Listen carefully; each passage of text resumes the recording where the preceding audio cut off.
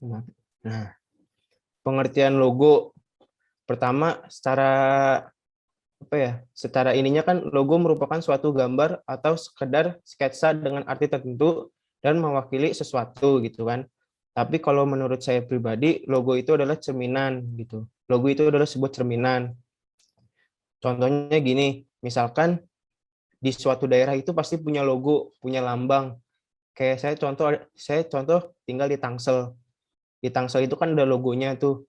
Nah, di dalam logo Tangsel itu kan ada elemennya.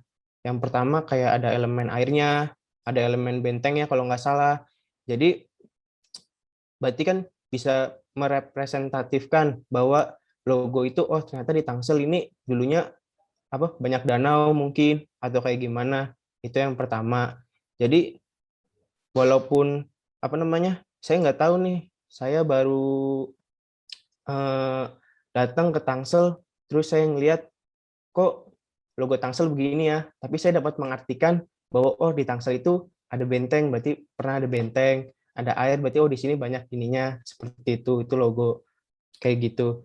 Terus logo itu juga dapat digunakan untuk perusahaan, daerah, instansi pemerintah, dan banyak lagi yang lainnya. Habis itu juga apa namanya negara-negara kan juga punya logo kayak gitu. Ini suara saya kedengeran kan ya? Ya, kedengaran, Mas. Ya, kedengeran. Nah, kayak gitu. Jadi, logo itu adalah cerminan gitu loh. Intinya tuh logo itu adalah cerminannya, seperti itu. Itu kalau dari saya seperti itu. Kayak gitu. Terus yang kedua, itu ada fungsi logo. Nah, sebenarnya itu kan fungsi logo banyak. Cuman saya di sini, saya jelasin 5 nih. Yang pertama itu adalah branding, memberikan informasi, memberikan motivasi, mengutarakan emosi, dan untuk presentasi dan promosi. Maksudnya branding ini gimana? Branding itu mewakili suatu produk. Contohnya begini, saya jualan saya jualan keripik nih. Nah, untuk memasarkannya itu kan ada logonya tuh. Untuk mengetahui bahwa oh ini dari mana nih? Keripik kok enak kayak gitu kan. Tapi saya mau beli lagi besok gitu. Nah, itu kan salah satunya kan ada logonya harus. Oh, kemarin tuh saya beli ini logonya kayak gini nih, kayak gitu. Itu kan buat ngebangun jaringan kan apa namanya? Logo itu perlu gitu. Logo itu penting. Itu yang pertama dari sisi mewakili suatu produk. Terus yang kedua itu memberikan informasi, menyampaikan informasi dan kesan yang diinginkan perusahaan. Contohnya gimana? Misalkan apa namanya? Hmm, menyampaikan informasi itu misalkan gini, ada satu perusahaan baru, misalkan suatu perusahaan baru di kesehatan. Nah, dalam suatu itu kan misalkan di sosial media ya, di sosial media itu kan dia ngasih tahu nih, oh ini ada alat kesehatan nih, terus alat kesehatan gunanya buat ini. Di dalamnya itu pasti ada logonya gitu loh. Nah, itu gunanya buat apa namanya? Elemen logo ini memperkuat si brandingnya ini kayak gitu. Jadi logo itu perlu untuk menyampaikan informasi. Bukan maksudnya tuh apa namanya? Di dalam informasi itu biasanya tuh disampaikan ada logonya seperti itu. Terus yang ketiga memberikan motivasi. Contohnya memotivasi kepada seluruh pihak yang sesuai dengan tujuan brand.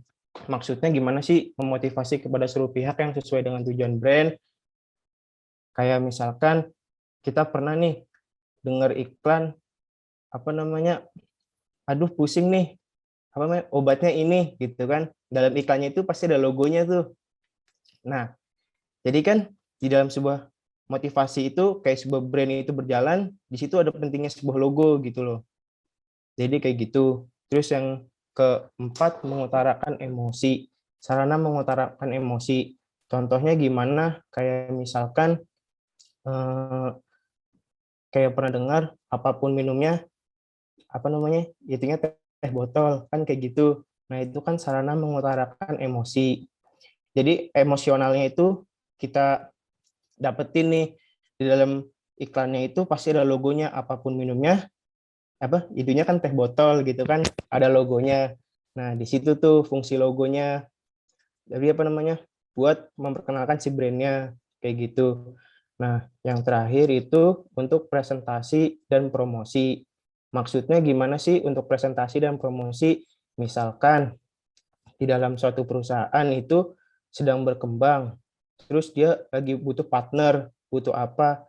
Nah, itu kan ada surat-surat, butuh segala macamnya, butuh stempel untuk legalitasnya. Nah, itu kan di dalam presentasi itu pasti ada logonya tuh.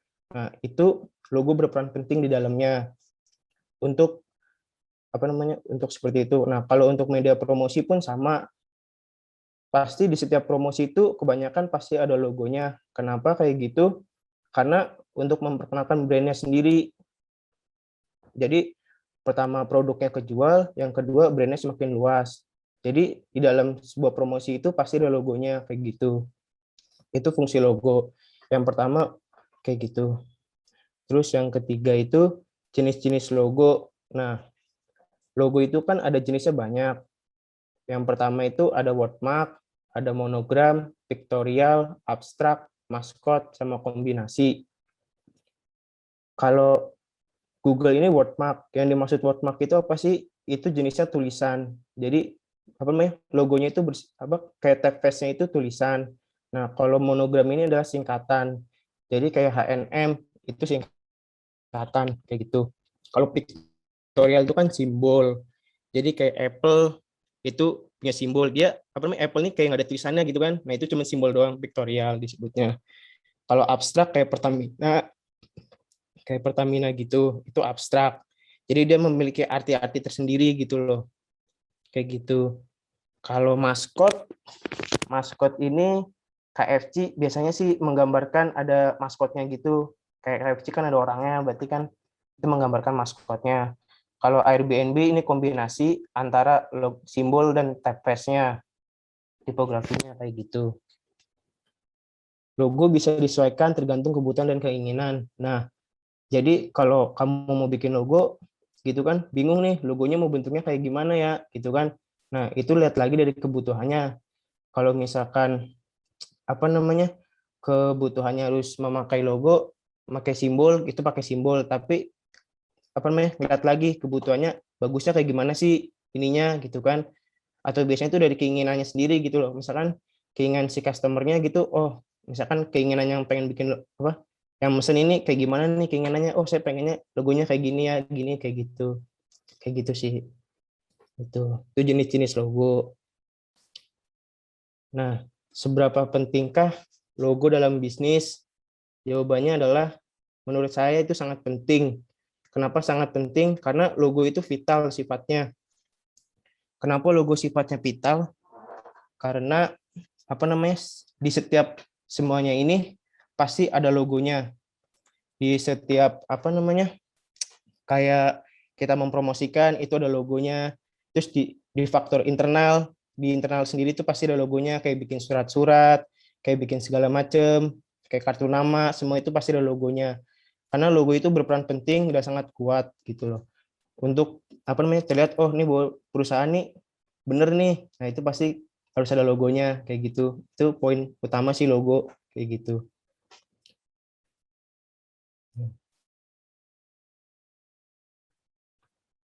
Lalu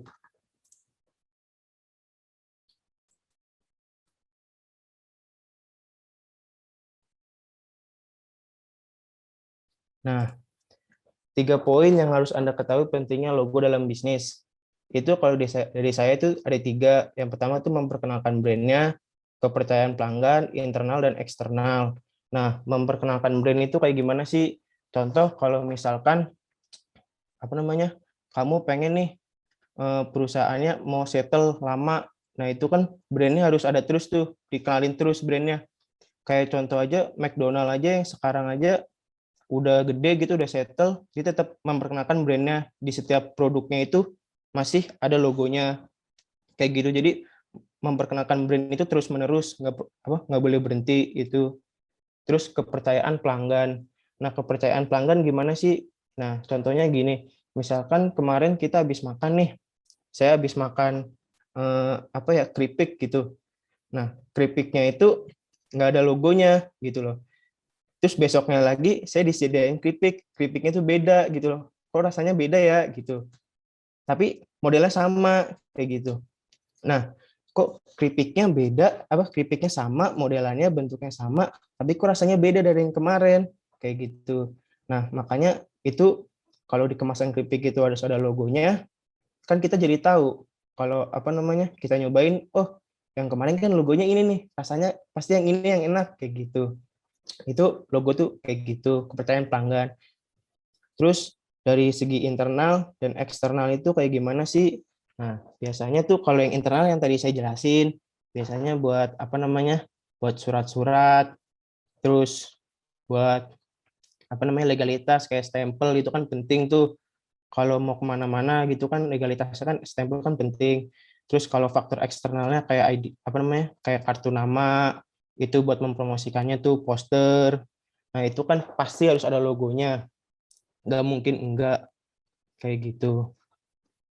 Nah, 3 poin ini secara terus-menerus pasti dipakai kayak gitu.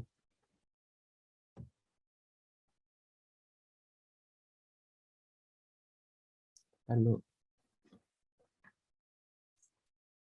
nah, terus bagaimana menciptakan logo yang sesuai dan menarik? Bagaimana menciptakan logo yang sesuai dan menarik? Nah, kalau menurut saya ini nggak ada jawabannya karena seni itu sifatnya subjektif. Kan logo itu kan bagian dari pekerjaan seni. Nah, itu sifatnya subjektif. Jadi kalau misalkan menurut kita bener nih, oh ini bagus nih gini gini gini, tapi menurut orang itu belum tentu karena ini kan seni kan sifatnya subjektif gitu loh. Tapi itu bisa ditangkal dengan misalkan nih kayak buat logo kan bisa ada visi misinya kayak gitu kan. Nah, itu kan berarti kan tujuannya. Nah, berarti nariknya dari tujuannya itu kayak gitu. Tapi kalau untuk sesuai dan menarik untuk semua orang itu nggak bisa menurut saya karena itu sifatnya subjektif seni kayak gitu. Nah, kalau kita pengen tahu gimana sih kriteria logo yang baik gitu kan, kriteria logo yang baik, yang pertama adalah logo yang sederhana.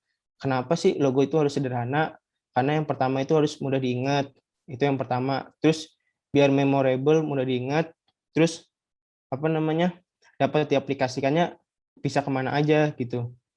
Kayak logo yang sederhana itu, contohnya gini, logo apa ya? Logo Gojek. Logo Gojek sendiri kan, itu kan sederhana banget tuh. Nah, itu bisa gampang banget diaplikasikan di di brandnya dia sendiri kayak contohnya dia punya jaket dia gampang diaplikasikannya, terus dia punya helm dia gampang diaplikasikannya. Tapi contoh kan gini, kalau yang susah gimana kalau logonya misalkan gradien, warnanya gradien, terus di jaket mau dibordir itu kan susah, makanya harus dibuat yang sederhana. Sederhana ini dari mana? Bisa dari bentuknya, bisa dari paduan warnanya kayak gitu. Nah, terus logo memiliki unik sendiri. Nah, memiliki unik sendiri itu kayak gimana sih? Kayak gitu kan. Jadi tuh setiap logo pasti punya artinya masing-masing kan, unik sendiri. Nah, biar logo nggak general ke semuanya sama, makanya dia punya unik sendiri. Unik sendiri contohnya kayak misalkan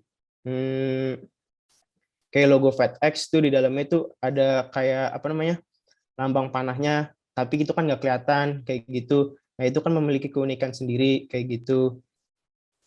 Terus kalau mudah diingat, logo memang harus mudah, kalau membuat logo itu diusahakan harus mudah diingat.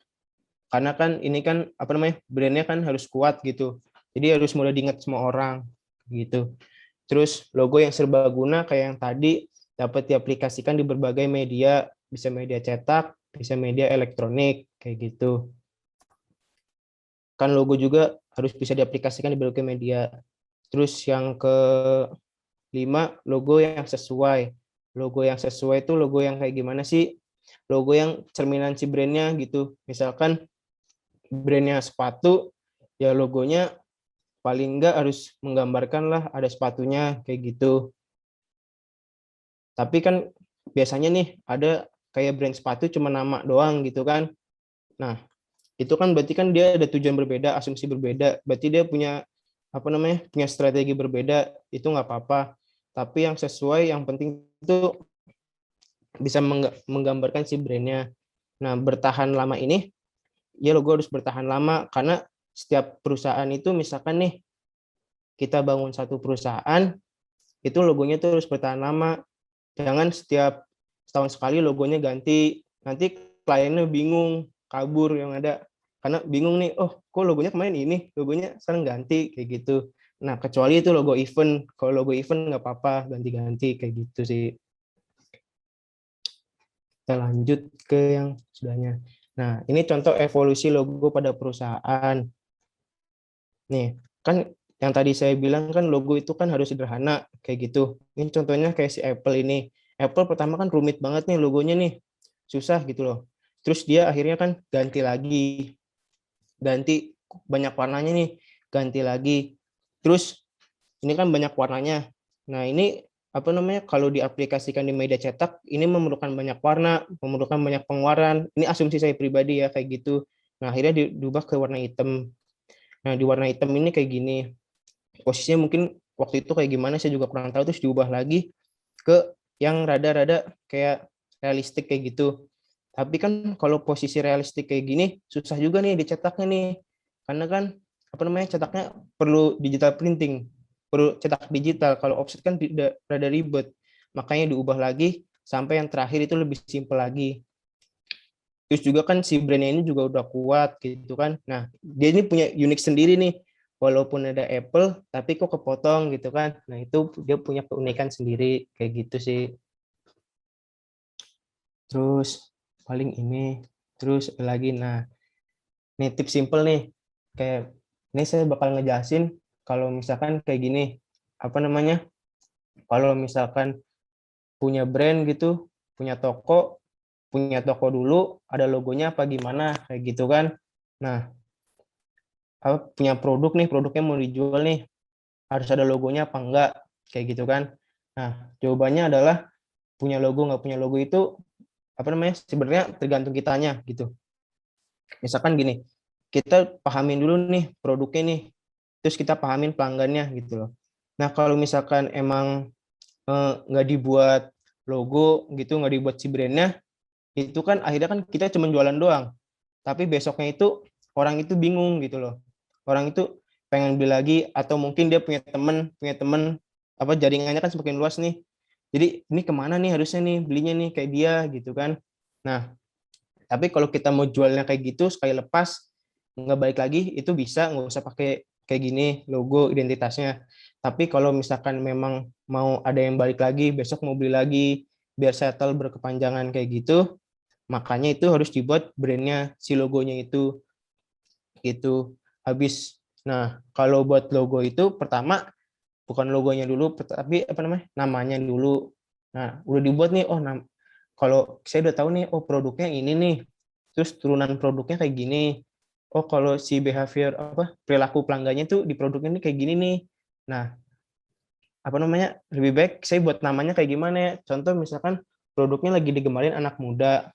Nah, pelanggannya kan kita tahu nih anak muda nih. Terus biasanya yang cocok namanya buat anak muda apa aja ya, kayak gitu kan. Nah, kita buat nih apa nama-namanya. Oh, namanya kayak gini nih, kita pilih satu, terus kita buat identitas brandnya. Nah, di situ nanti kita tulis strateginya lagi. Strateginya apaan? Nah, strateginya itu udah memperkenalkan si brandnya. Kayak nanti gimana ya supaya orang tuh beli, cuman apa namanya, si dia tahu gitu loh kalau ini logonya. Nah, itu kan dibuat strateginya lagi, di dalamnya itu ada strateginya lagi kayak gitu. Terus kalau udah memperkenalkan brandnya, habis itu konsisten. Misalkan oke nih udah berhasil nih, apa namanya, misalkan udah dikenal lah kayak gitu, nah itu baru konsisten kayak gitu sih. Dia konsisten, misalkan apa namanya, brand voice-nya kayak misalkan oh anak muda nih, pembawaannya kata-katanya pakai anak muda di sosial media gitu kan, di feed Instagramnya gitu, apa namanya, pakai kata-kata anak muda, terus namanya anak muda, tampilannya kayak anak muda gitu, tampilan visualnya yang disukai anak muda itu kan, apa, terus kita memperkenalkan brandnya, terus apa mah banyak nih yang peminatnya nih berhasil, yaitu kita tinggal konsisten aja sih kayak gitu. Terus, nah, contoh pentingnya logo itu kayak gini nih. Kalau misalkan nih di satu apa namanya, satu iklan gitu, kita ngiklan tapi nggak ada logo spreadnya, cuman tulisannya nyatanya nyegerin, itu kan dia bingung gitu loh. Kalau nggak ada logo di satu iklan gitu, nggak ada logo, kok cuman nyatanya nyegerin gitu. Nah itu nggak ada logonya, jadi iklan ini jadi percuma gitu loh. Karena di dalam brand itu sendiri kan banyak macamnya nih elemen brandnya. Nah logo itu kan bagian dari elemen brand, makanya kan apa namanya spread ini kan nyatanya nyegerin, tapi ada logonya gitu kan. Nah itu kan apa namanya value-nya kan dapet tuh. Kalau misalkan apa namanya nggak ada mereknya gitu kan, nyatanya nyegerin doang kan orang jadi bingung gitu kan, ini iklan apa nih kok nyatanya nyegerin, orang jadi bingung harus kemana. Tapi kalau ada apa nama produknya, ada logonya, spread nyatanya nyegerin, besok kalau kita mau nyari ke Indomaret apa kemana pasti oh ya iklan kemarin apa ya spread, terus logonya kayak gimana sih. Nah itu kan kayak gitu, contohnya begitu.